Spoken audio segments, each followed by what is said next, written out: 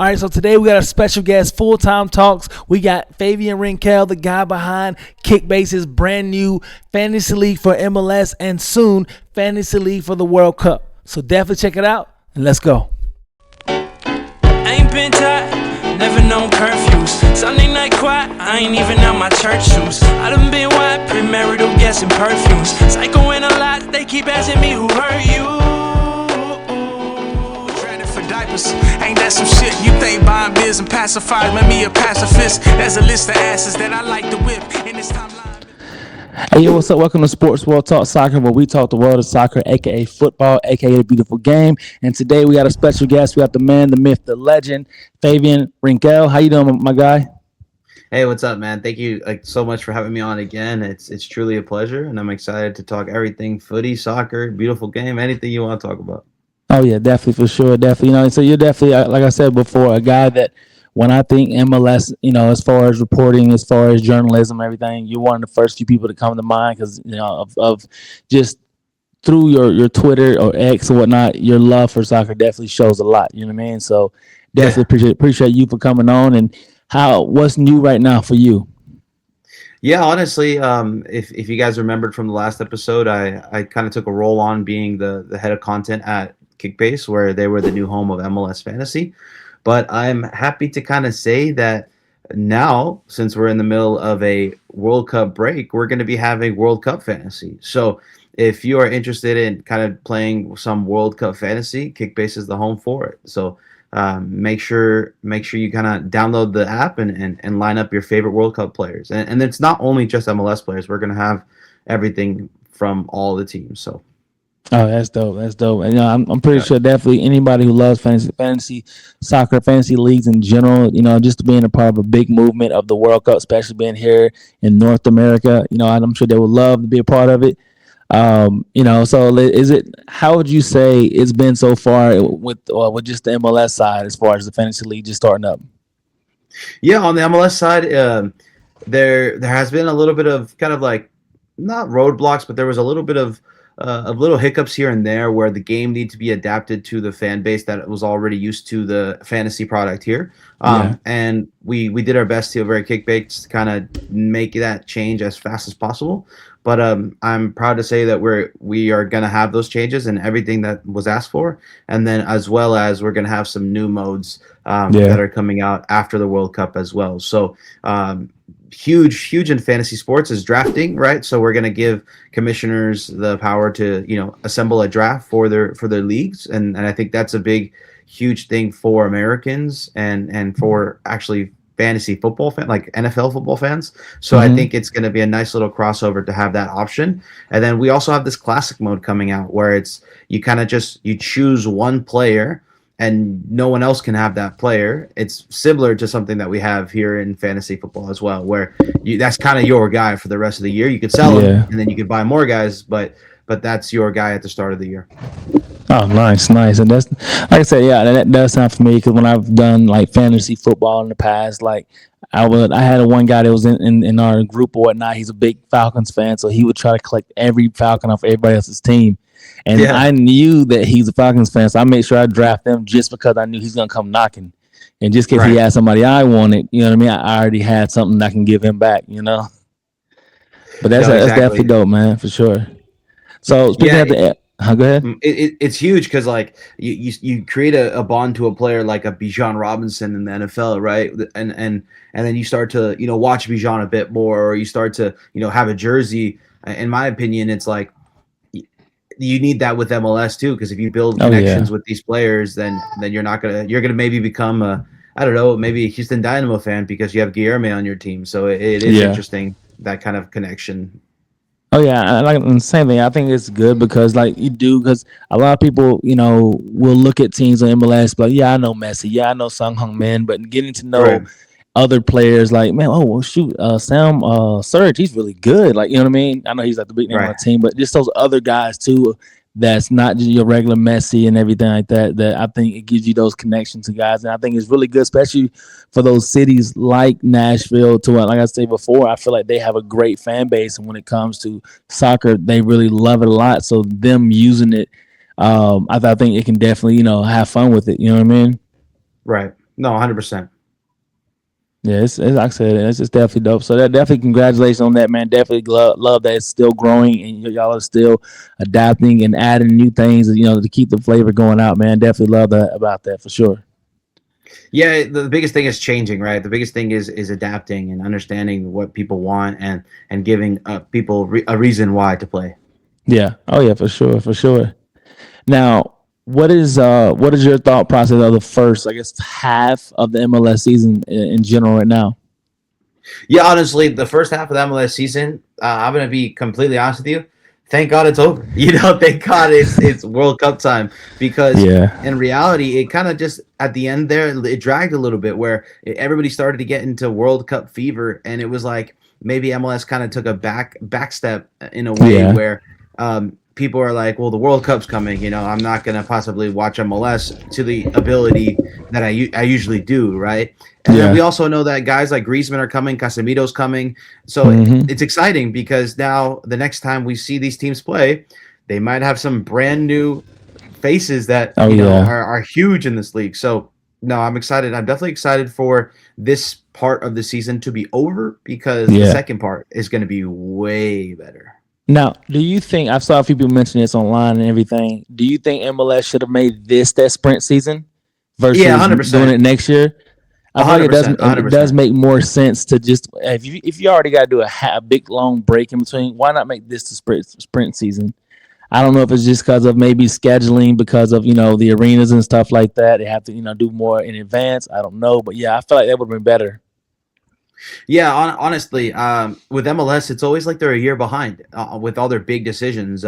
For example, the season's changing, or the roster rules being let a little looser. Like that should have already happened, and now there are talks about fourth or fifth DPS. Like that we should already be there. So Yeah, with MLS, in my opinion, I think they're just a little bit, a little maybe 1 year behind usually on the biggest kind of moves. But yeah, the yeah, sprint season would have been perfect now, and then you start up a brand new season right when everybody else is starting too, and then hmm, you also like have the momentum of all the World Cup and then all the seasons in the world starting, right?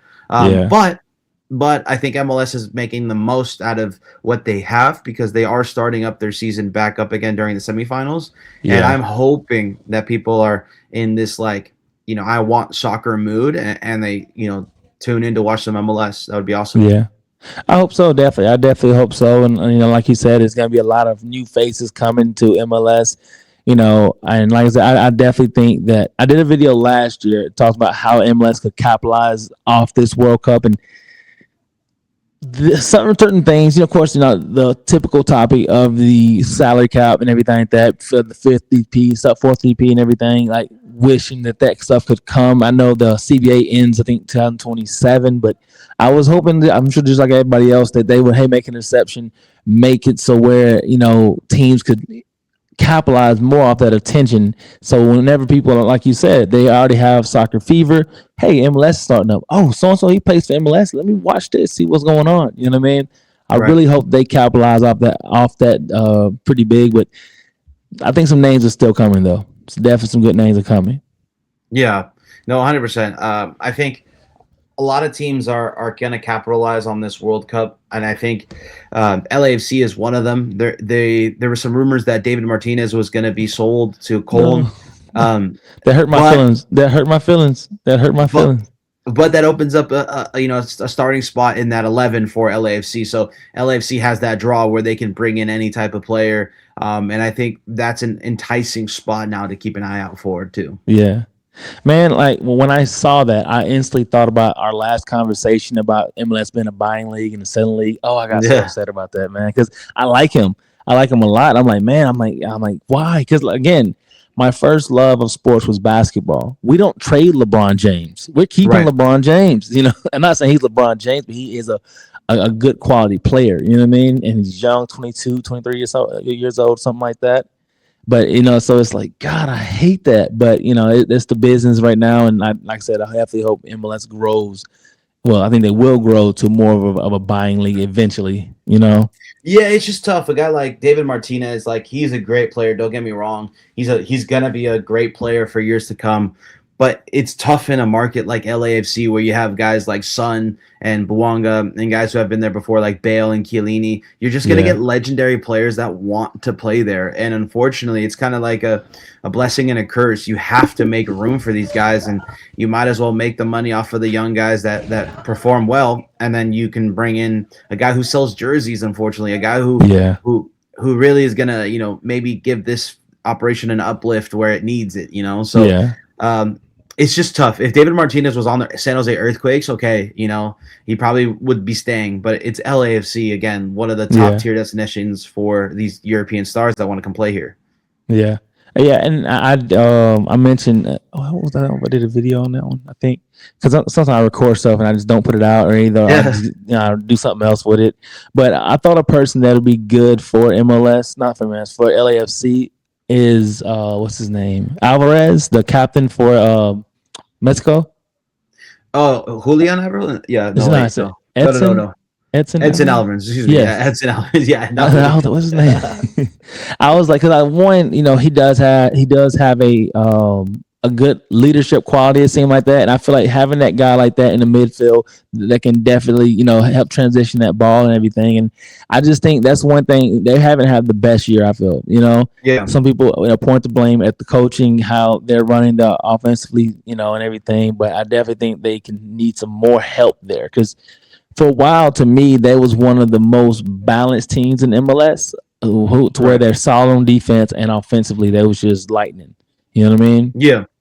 Yeah, no, 100%. I feel like with LAFC, they need something to get back to their winning ways. I mean, they were killing it in the beginning of the season with their defense, but now their offense has question marks. I mean, Son hasn't even scored in the MLS season yet, which is absolutely crazy because that was my pick for the MVP.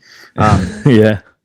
I mean, yeah, he has a lot of assists, but at some point, the $22 million man has to score a goal. Exactly. Yeah. Exactly. I think the pressure is definitely there for them. And like I said, I definitely think they're one of the teams, who I feel during this break needs to, make some changes. Yeah. As far as I know them, who else do you think need to make changes during this World Cup break as far as teams in MLS? Yeah, it's funny because this team sits at the top, but I think Inter Miami needs to, make some sort of changes. I think this team is in turmoil always, but they're at the top of the standings. So it is pretty interesting how this team is going to readjust for the second half of the season. I have no doubt in my mind that this team is going to do well in the second half of the season. You lose Tadeo Allende for a season-long injury, and that sucks. But you can put him on the season-ending injury list, and then you open up a spot for a TAM player.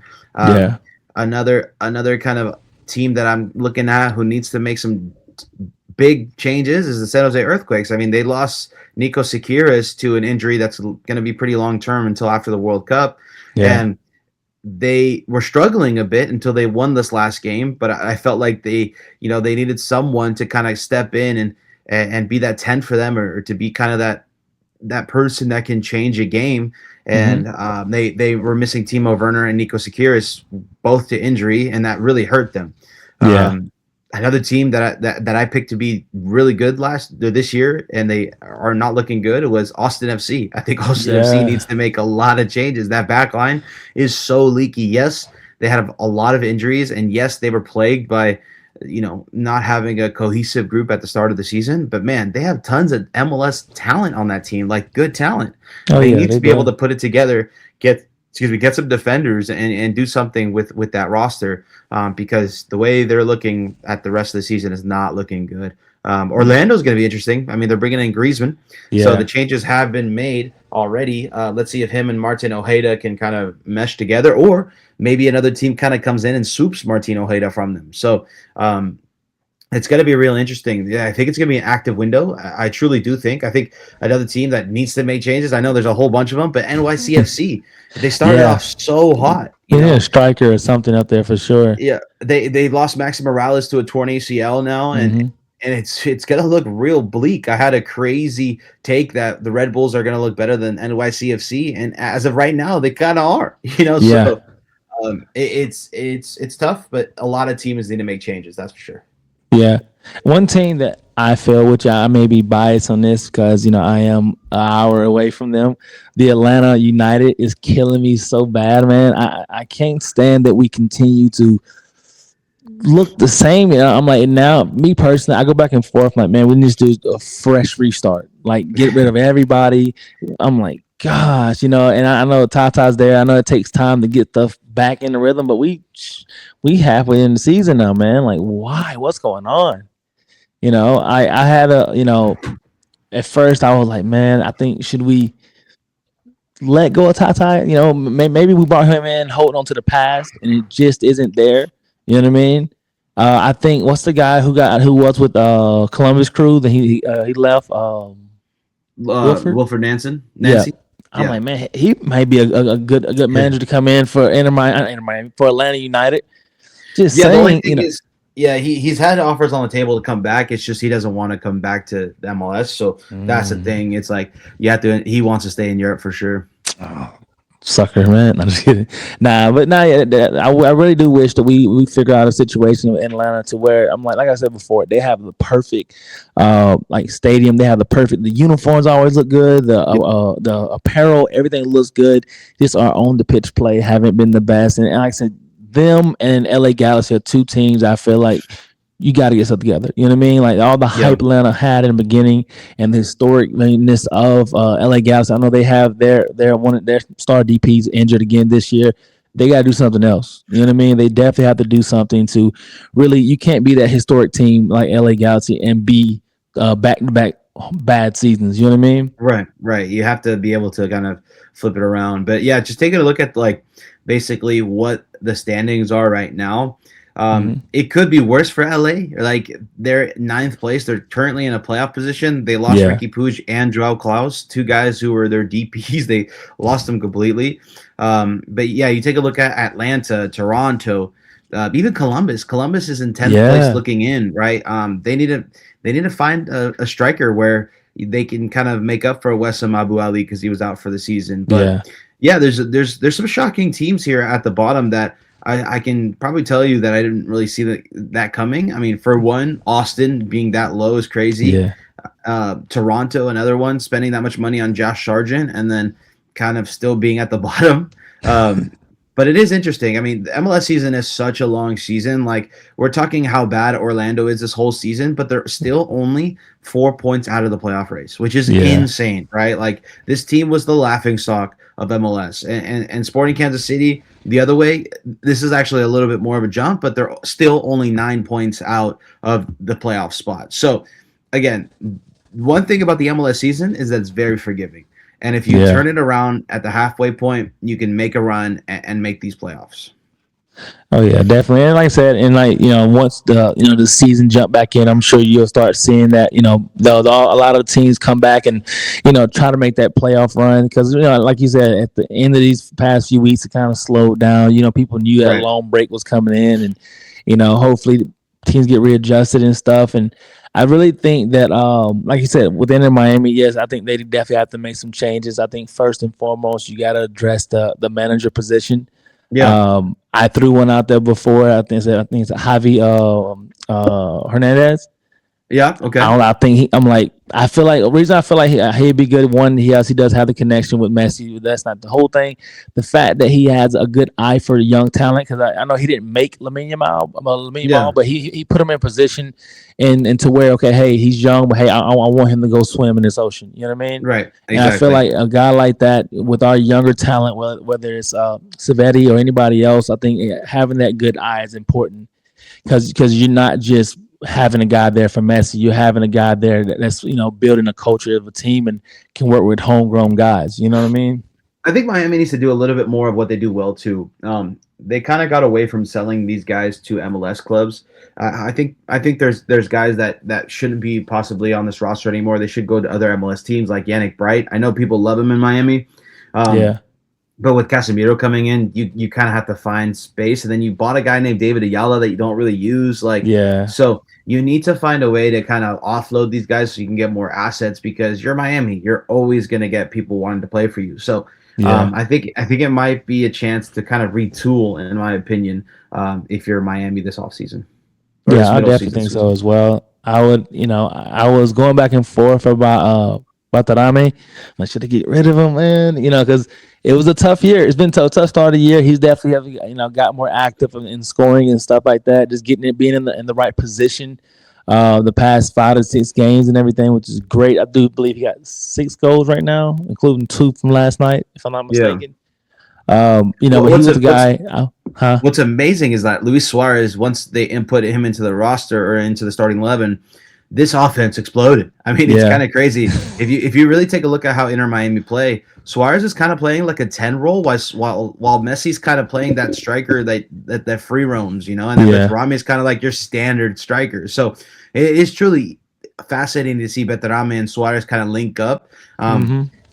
shoot, I don't know, there might be a world where Messi wants to take it a little lighter when he comes back, and you'll have to have Suarez and Betarame step up. So Yeah, while Betarame has been kind of a flop, yeah. he hasn't been a massive flop like, let's say, Yeah. Latte Loth. Yes, definitely. Yeah, because like I said with Batarami, I was like, okay, hey, is it him or is it the offensive plus system that they had it in with the old coach? And I'm Hmm. like, okay, what is it? You know what I mean? And that's why I couldn't pin it all on him because it is the coach to put the players in the right position and everything, to try to get the best out of them and stuff. But I just feel like maybe that wasn't happening. But yeah, it's good to definitely see him scoring and everything. And Suarez, now in Barcelona, that was my guy. So Suarez, my guy. Now I went into this season thinking, okay, yeah, I think it's best for Suarez to come off the bench. Yeah. He don't have the legs like he used to, but last night, he got it and boom, hit it in. Like that was Yeah, Suarez. that move Okay, where he hits it off of his chest and then kind yeah, of swings around, that almost seems like timeless. No matter how his knees are, he can still do that. So it just seemed way too easy to not yeah. to not start him. Like, you have to start him at this point, in my opinion. Oh yeah, and like I said, and which I wish we can fit, somehow fit in Silvetti. I just feel like he's a great young talent and everything, but I don't know. We got Segovia right there. He does really good in the midfield and everything too, being that attacking midfielder. So it's gonna be tough. Like I said, I do think probably Yannick Brightman will be the guy that maybe X's out, but leaves, but to make room for Casemiro and everything. But like I said, definitely some changes. Definitely needs to come for Inter Miami. So let me Um, let me tell you this stat right here. Suarez has uh-huh. played 11 games and he has 11 goal contributions. So he has a goal contribution every single game at his age and with his knees, right? So Yeah, it's truly fascinating to kind of see that, even though you still have to start your stars, man. I mean, this yeah. team just needs to run a little bit more everyone else, but I still think you have to find a way to have that production on the field.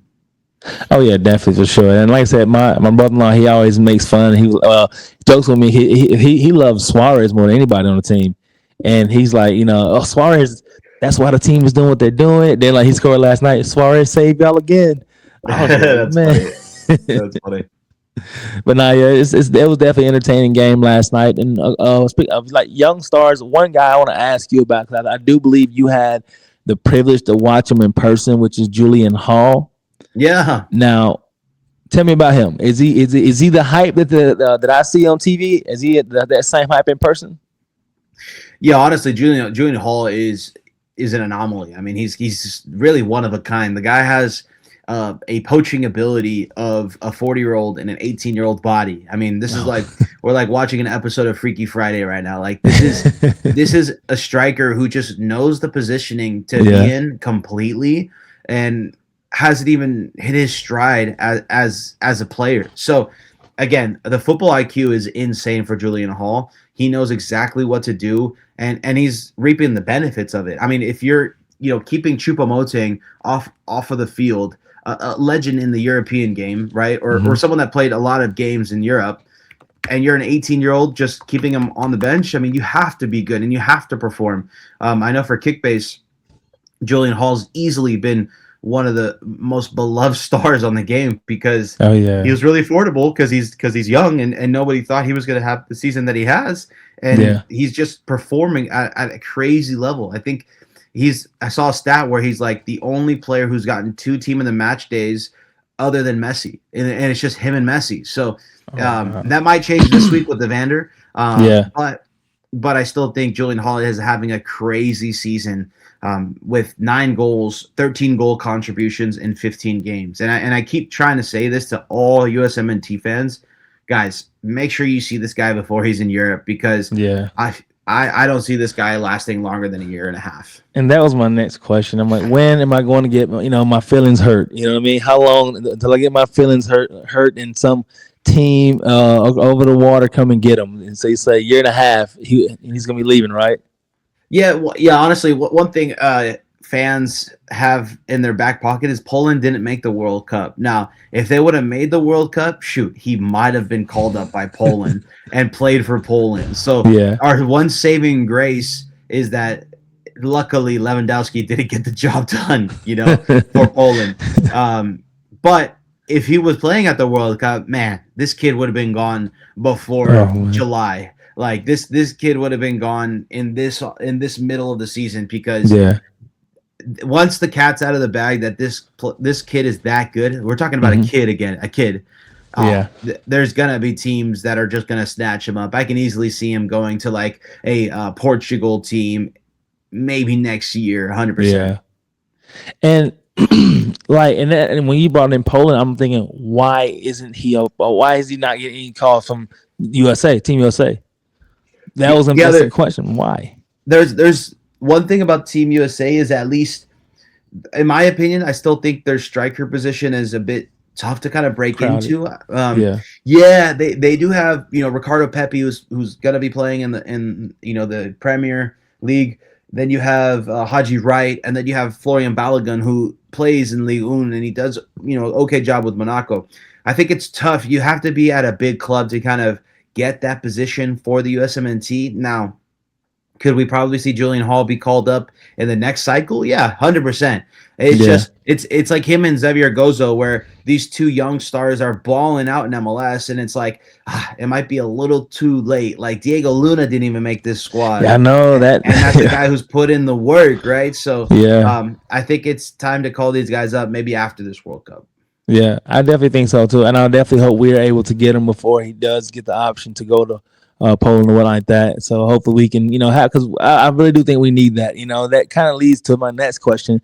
I did a video, I think yesterday I put it out, and I spoke of what if after this World Cup we do get guys like Christian Pulisic, who contract ends out this coming up year, and also Gio Reyna. And I know it's probably maybe a little far fetched, but my reasoning is, one, with Gio Reyna, I feel like he does need a restart.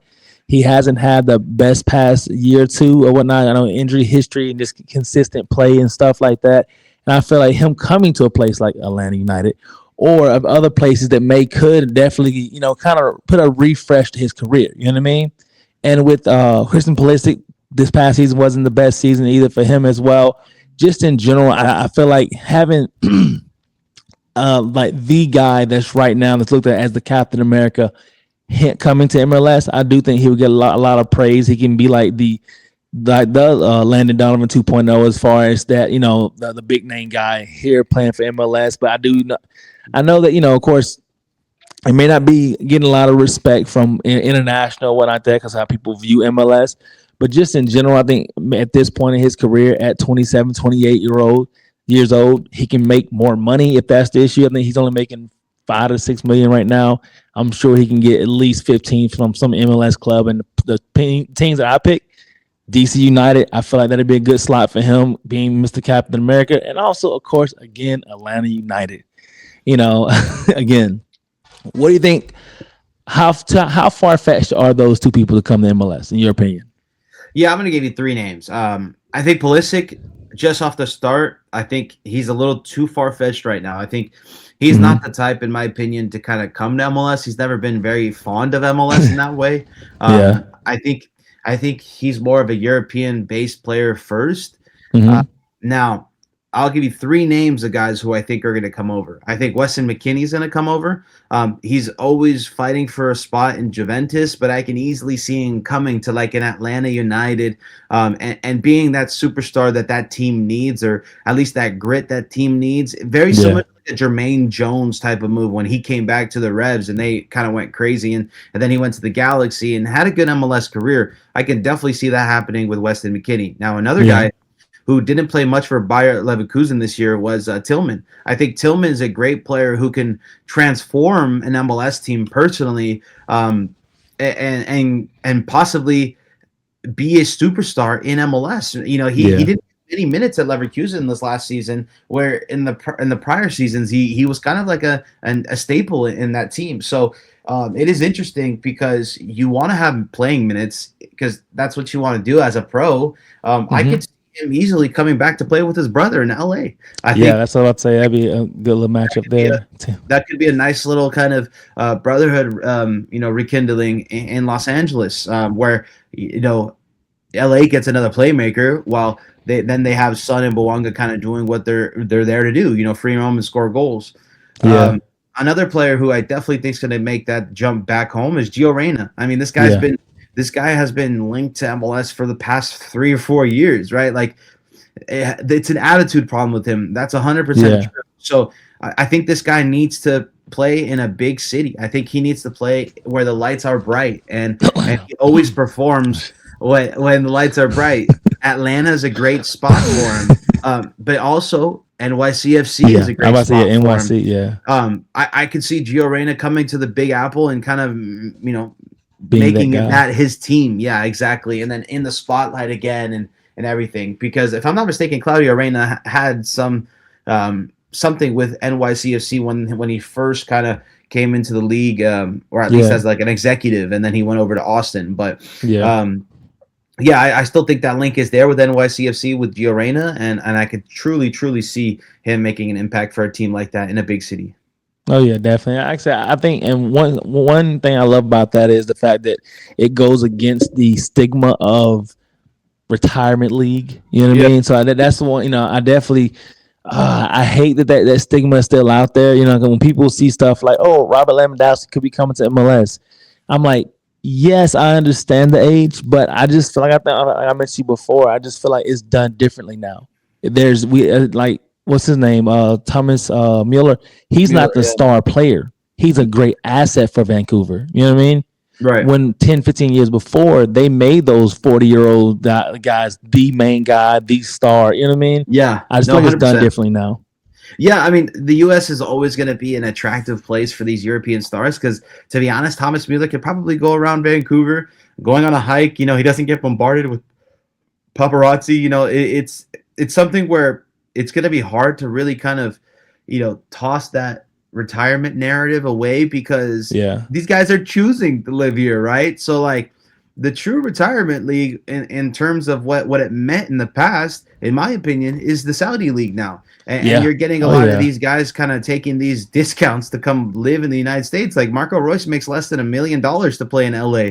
Like that to me, that shows that he just wants to be in Los Angeles. He wants to live there with his family. So it's gonna be hard for MLS to kind of shake that retirement league thought because I hate to say it, the United States is a great place to live, especially if, soccer's not the NFL where these guys can walk around kind of normally in their everyday lives.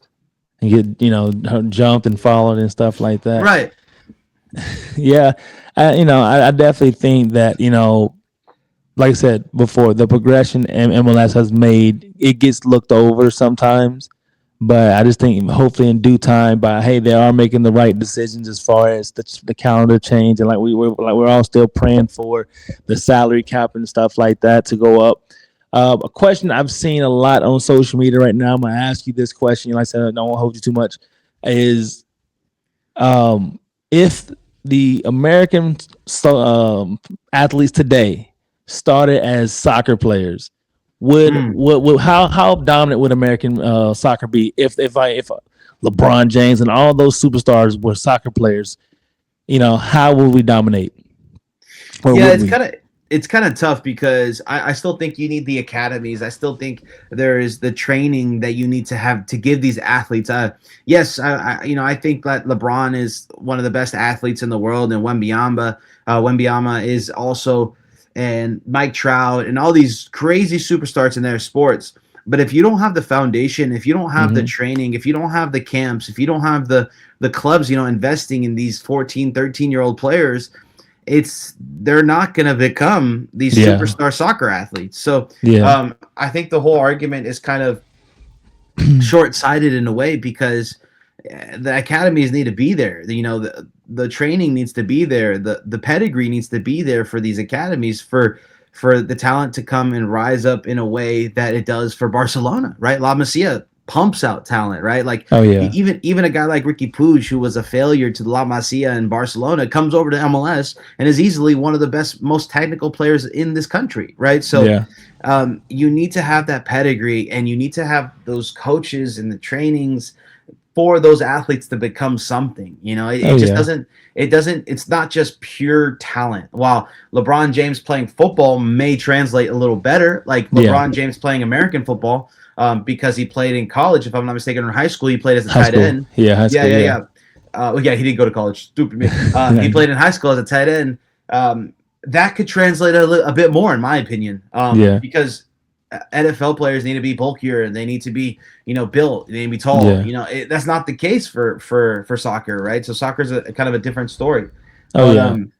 yeah, I honestly think that that argument isn't fair. I think Yeah. the soccer growth in America is on its own path, and it's just going to take time.